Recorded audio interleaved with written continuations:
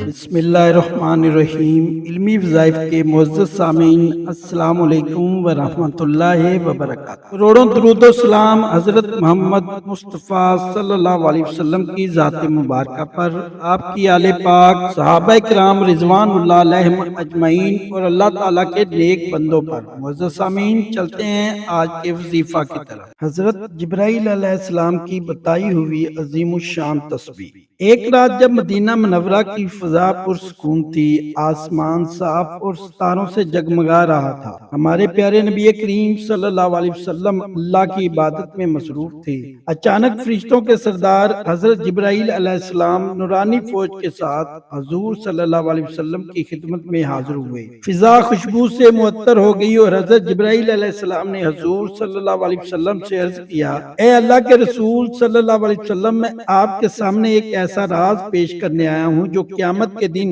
بندے کو ایسی عظیم بلندی عطا کرے گا کہ لوگ حیرت سے دیکھتے رہ جائیں گے۔ اس شخص کا چہرہ 14ویں رات کے چاند کی طرح چمکے گا، لوگ کہیں گے یہ کوئی نبی، ولی یا فرشتہ ہے، لیکن ایک فرشتہ اعلان کرے گا، یہ وہ خوش نصیب ہے جس نے دنیا میں صرف ایک بار یہ کلمات پڑھے تھے۔ اس تسبیح کے فضائل حضرت جبرائیل علیہ السلام نے فرمایا کہ یہ کلمات پڑھنے والے کو اللہ تعالیٰ درجہ ذیل نعمتیں عطا فرمائیں گے، اس کے گناہ معاف کر دیے جائیں گے، چاہے وہ سمندر کی جھاگ، درختوں کے پتوں یا بارش کے قطروں سے بھی زیادہ ہوں۔ اسے 1000 مقبول حج و عمرہ کا ثواب ملے گا، وہ پل صراط سے بجلی کی طرح گزر جائے گا۔ اس کی تمام قضا نمازیں معاف تصور ہوں گی، اس کی تمام قضا نمازیں معاف تصور ہوں گی۔ یہ کلمات آگ کو بجھا دیں گے، پہاڑ کو ریزہ ریزہ کر دیں گے، پانی کو روک دیں گے اور بھوکے کو رزق اور پیاسے کو شرابی عطا کریں گے۔ جو شخص قرآن حفظ نہ کر سکا وہ ان کلمات کی برکت سے حافظ قرآن بن جائے گا۔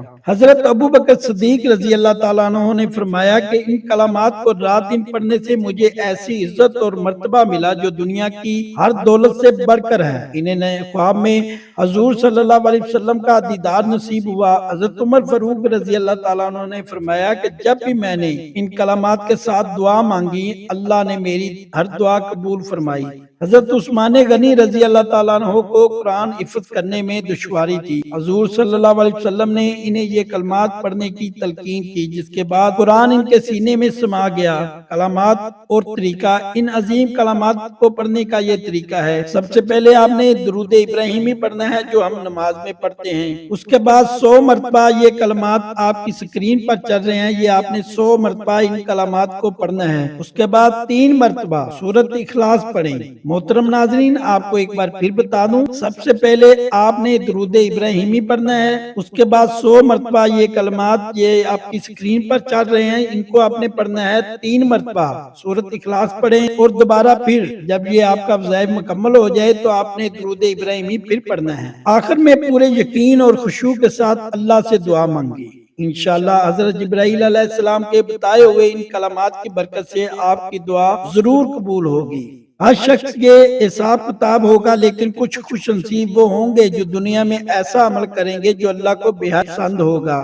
یہ کلمات انہی اعمال میں سے ہیں۔ اگر آپ چاہتے ہیں کہ قیامت کے دن آپ کا چہرہ چمکے، آپ پل صراط سے بجلی کی طرح گزریں اور آپ کی دنیا و آخرت سنور جائے، تو ان کلمات کو دل سے پڑھیں۔ محترم ناظرین، میرا سنانا، آپ کا سننا اللہ تعالیٰ اپنی بارگاہ الہی میں قبول و منظور فرمائے، اور اگر کوئی کمی کوتاہی ہوگی ہو تو اللہ تعالیٰ اپنے پیارے حضور نبی کریم صلی اللہ علیہ وسلم کے صدقے سے اسے معاف فرمائے۔